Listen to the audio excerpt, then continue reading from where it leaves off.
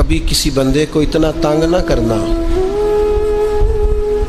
کہ وہ اتنی تکلیف میں آئے کہ وہ خود تو کچھ نہیں کر سکتا، ماڑا ہے، لیکن پھر وہ رات کو اپنے رب کی بارگاہ میں بیٹھ کے کہے کہ تو حاکم و عادل ہے مگر تیرے جہاں میں ہے تلخ بہت بندہ مزدور کے اوقات۔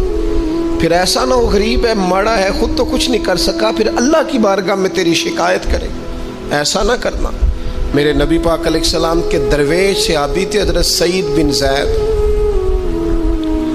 رضی اللہ تعالیٰ عنہ، فقیر فاقہ مست، حضرت عمر رضی اللہ تعالیٰ عنہ کے قریبیوں میں سے تھے۔ ایک عورت نے الزام لگا دیا زمین کے قبضے کا۔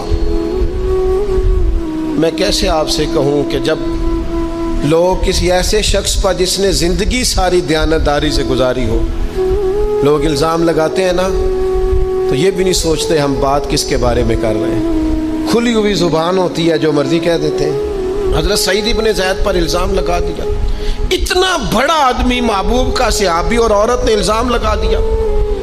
اور جب اللہ والے بد دعا دیتے نہیں، لیکن جب کوئی تکلیف اتنی دے، کلیجہ پھٹ جائے، پھر بندہ کیا کرے؟ وہی بات کہ اب وہ کچھ کہہ نہیں سکتے تھے، ایک عورت پر کس طرح کوئی بات ہو سکتی تھی؟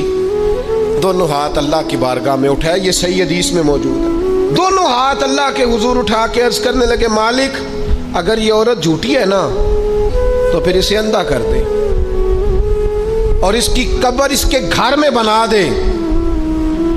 صحابہ فرماتے ہیں کہ حضرت سعید بن زید کا تو وصال ہو گیا، زمانہ گزر گیا، لیکن ہم نے پھر اس بی بی کو اندھا ہوتے دیکھا ہے۔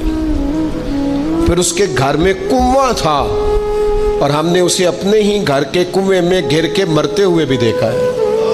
اس لیے کہ جب آپ کسی کو تکلیف دیتے ہیں، جب آپ ستاتے ہیں، جب آپ وہ بات کرتے ہیں جو اس بندے میں موجود نہیں ہے، جب آپ جھوٹ بولتے ہیں اپنے نفس کی تسکین کے لیے، جب آپ زیادتی کرتے ہیں صرف اپنی انا کے لیے، تو پھر بعدوں کا دعائے ضرر نکلتی ہے منہ سے۔